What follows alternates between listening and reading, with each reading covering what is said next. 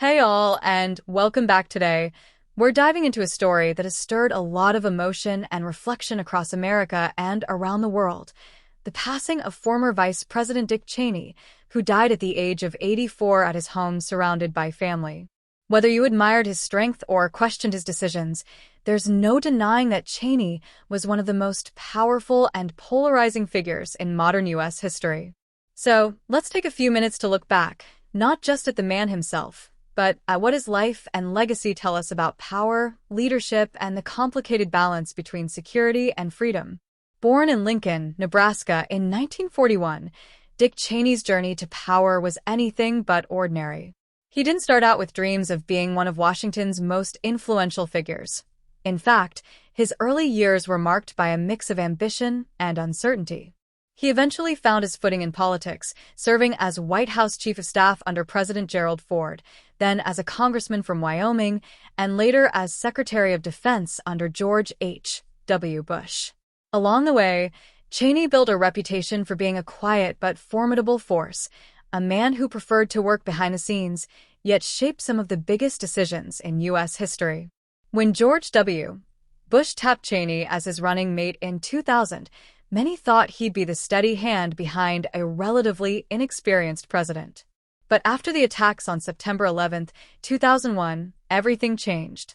That day would define not only the Bush administration but Cheney's role in it. He became the architect of what many call the post-9/11 America, one that expanded presidential power, launched the War on Terror, and authorized controversial policies like warrantless surveillance and enhanced interrogation techniques. It's easy to look back now and ask, did those decisions make America safer? Or did they set precedents that challenged our values and civil liberties? That's a question historians, lawmakers, and citizens are still wrestling with today. What's clear, though, is that Cheney believed deeply in what he was doing.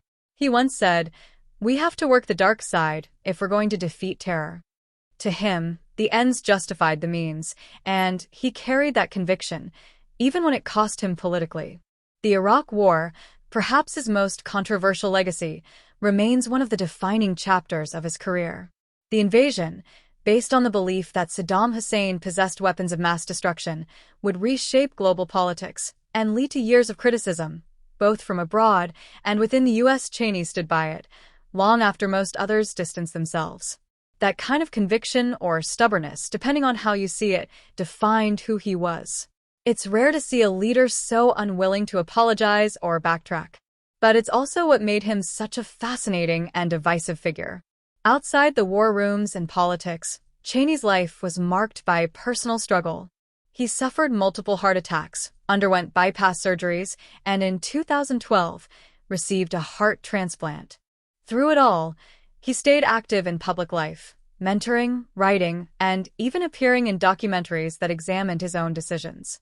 It's hard not to wonder what drove that level of resilience. Was it duty? Legacy? Or maybe a desire to control the narrative of his life, even as the world judged him? Cheney also had a deeply personal side, a devoted husband to his wife Lynn, and a proud father to daughters Liz and Mary. In his later years, as his daughter Liz Cheney became a prominent political figure herself, the former vice president took on a new role, that of a father standing by his child, even when it meant clashing with his own party. When Liz openly opposed Donald Trump and called out efforts to overturn the 2020 election, Dick Cheney publicly supported her, saying there had never been a greater threat to democracy than Trump.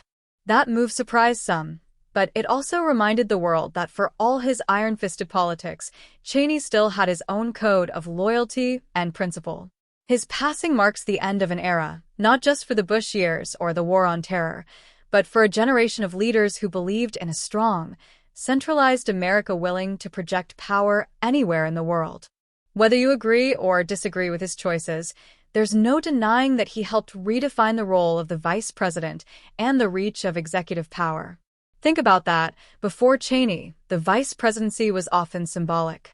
After him, it became a center of strategy and decision-making. But here's a question I'd love for you to think about.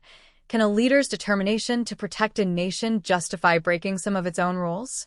Where's the line between safety and freedom, and who gets to decide where that line lies?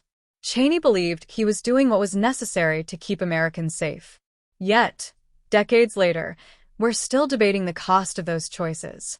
As the news of his death spreads, many are reflecting not just on what he did, but what his career says about America itself, our fears, our ambitions, and our constant struggle to define what power really means. Maybe the real lesson in Cheney's life isn't whether he was right or wrong, but how one person's convictions can shape a nation for generations. Cheney's family described him as a man who taught his children to love their country and live with courage and integrity. And perhaps, in the end, that's how he'd want to be remembered, not as a symbol of controversy, but as a man who believed deeply in America in his own way. So what do you think? How will history remember Dick Cheney, as a patriot who defended the nation in its darkest hour, or as a leader whose actions changed America's moral compass? Thanks so much for watching, friends. If you found this reflection insightful, make sure to hit that like button, share your thoughts in the comments, and don't forget to subscribe for more deep dives into the stories that shape our world. Take care, and I'll see you in the next one.